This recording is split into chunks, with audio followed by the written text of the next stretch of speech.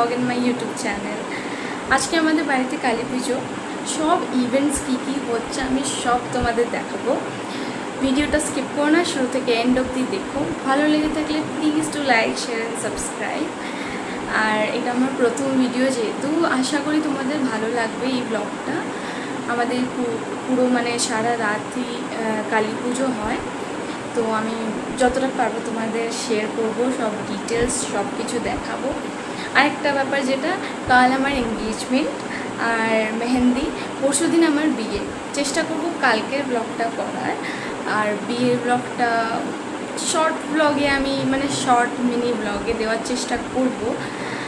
But আজকের ব্লগটা তোমরা শুরু থেকে শেষ অবধি দেখো। ভালো লেগে থাকলে please like, share and subscribe. আমাদের প্রথমেই যেটা হয় আমাদের কালী পুজোর দিন, সেটা হচ্ছে সকালবেলা মনসা পুজো। আমাদের ঘরে দিয়ে ঠাকুরমশাই আমাদের মনসা পুজোটা করছেন। এখন বাজে সকাল 11টা, আর আমি রাধা মাধবের পুজো যেহেতু বিকেল হবে, সেটার জন্য আমি ভোগ চারাবো আর বাসনগুলো ধুয়ে নিচ্ছিল আমার দিদা। তো আমি যেটা রান্না করব সেটা হলো সুজি আর ময়দাটা মেখে আমি রেখে দেবো। আর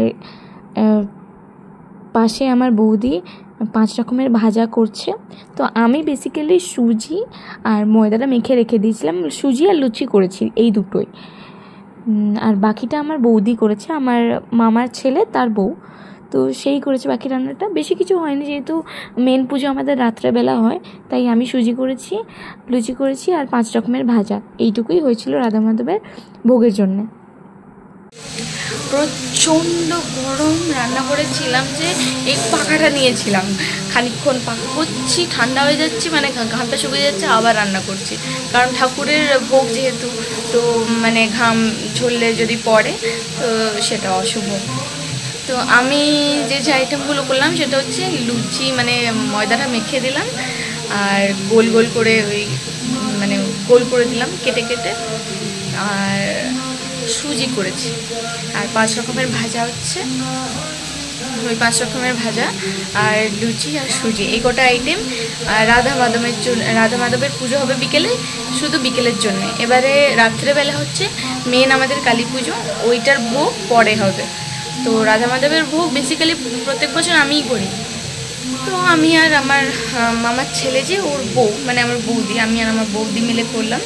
আর মায়ের ভোগটা, মা কালীর ভোগটা প্রত্যেক বছর ঠাকুরমশাই করে, এবছরও বোধহয় ঠাকুরমশাই করবে। আর আজকে রাতে আমার শ্বশুর বাড়ির লোকরা আসছে সবাই, আমার শ্বশুর শাশুড়ি, আমার ননদ আর আমার হাজব্যান্ডও আসছে, মানে উড বি হাজব্যান্ড আসছে। তো সকালে আমাদের বাড়িতে লুচি তরকারি এসেছিলো, সবই বাইরে থেকে খাওয়ার আসে, তো লুচি তরকারি এসেছিলো, আমি খেয়েছিলাম, দেখাতে ভুলে গেছি ফোন নিয়ে যাইনি বলে। দুপুরে কী খাচ্ছি আমি সেটা তোমাদের দেখিয়ে দেবো। এক্সট্রিমলি সরি, আমি দেখাতেই পারলাম না যে দুপুরে কী খেয়েছিলাম। দুপুরে আমাদের এসেছিলো ডাল, ভাজা, এঁচোড়ের তরকারি, চাটনি, পাঁপড়, এইগুলোই এসেছিলো। আমি এখন গেছিলাম এক্সাইডে আমি ড্রাই ফ্রুটস কিনতে গেছিলাম। ড্রাই ফ্রুটস আমরা কিনে বাড়ি চলে এসেছি। এটা ড্রাই ফ্রুটস আর ওটার নামকিনের একটা তত্ত্ব টাইপের আমরা বানিয়ে এনেছি, এটাও বিয়েতে ইউজ হবে, তাই জন্যে। শুরু হয়ে গেছে আমাদের রাধা মাধবের পুজো। এবারে এরপর আমাদের কীর্তন শুরু হবে।